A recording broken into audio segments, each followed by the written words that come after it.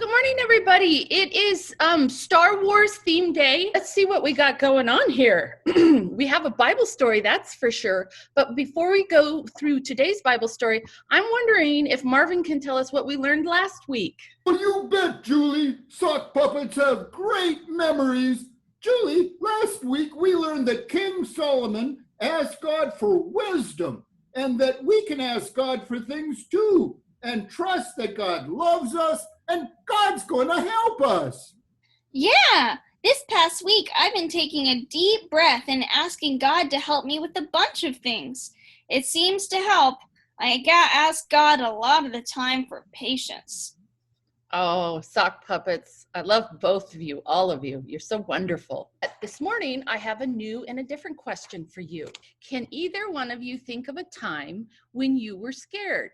I had a time when I was scared and I didn't know what to do. Let me think. One time I felt scared and didn't know what to do was when I was in a group project and I felt like everybody understood what was going on and the material but me. And I felt really nervous and embarrassed. Eventually, it took me a while, but I got up the courage to go and ask the teacher a question during recess. Oh, and the teacher was so patient with me, and they helped me work through it slower so that I could get it. And then I was able to go back to the group project, and I felt better. And like I could actually help out. Oh, boy. Jenny, that reminds me of the time I was at sock puppet school, and we had to give a speech. And I was so scared to talk in front of a bunch of kids. Boy, that morning, I almost didn't go to school that day. And I told my sock mom, I don't feel good. I don't think I can go. And I kept slithering back and forth in my room.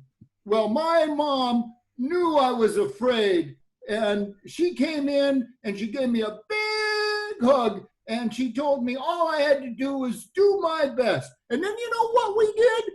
We prayed together. And I became less afraid. I put on my sock clothes, I went to school, and I gave the talk, and everybody said it was pretty good.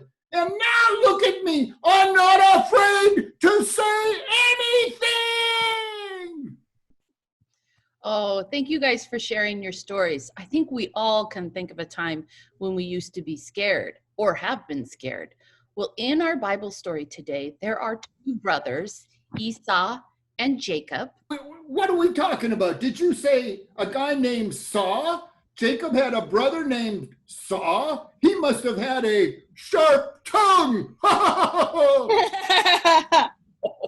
Okay, very good, Marvin. It sounds like Saw, but his name was Esau and his brother was Jacob. Esau had gotten really mad at Jacob, and so because Jacob had left home with their father's money. So Jacob was afraid of his brother, that he would still be mad at him. But a long, long, long time had passed, and Jacob was starting to miss his brother Esau more and more. Jacob decided to travel home to see his brother again, but Jacob was scared to go back. Hey, Julie, I remember this story. Can I tell you what I remember? I heard that something mysterious, maybe even a little scary, happened to Jacob while he was traveling to Esau's house. Oh, yes, George, please help me tell the story. I remember that one night, as Jacob and his family were traveling to visit his brother Esau, they stopped to camp near a river at sundown. After dinner, Jacob sat down in the dark by the river to think, and nearby, in the dark, someone moved. Oh, I got goosebumps. Who was it? Was it his brother Esau? Was it a ghost? We don't really know, Marvin. I'm guessing Jacob couldn't see who it was because it was so dark. But next, the mysterious stranger began to wrestle with Jacob. They wrestled and they wrestled into the night. And because it was dark, Jacob couldn't see anything and he didn't know what to do. I'm pretty sure I wouldn't know what to do either.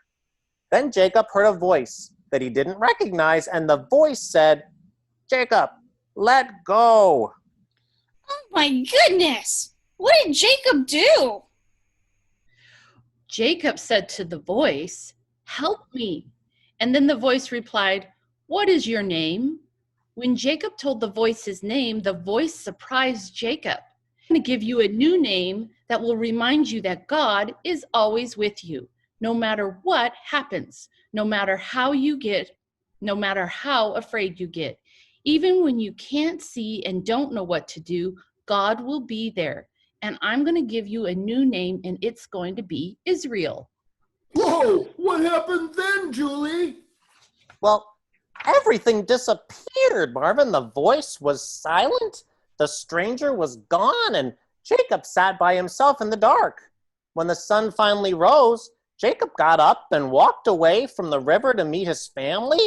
He was limping from wrestling with the stranger, but he had a new name, and his name reminded him that God would be there, even when things get scary. After that experience, wow, I bet Jacob had more courage to see his brother Esau because he knew God was with him no matter what. Yeah, and God is with me and all of us and all the kids no matter what, even in the dark, even when we don't know what to do. Julie, boy, I like this story. I like learning about God and the people in the Bible. Thank you. Yeah, I do too. And I'm so grateful that George and Jenny and Marvin get to help us tell the story every Sunday morning.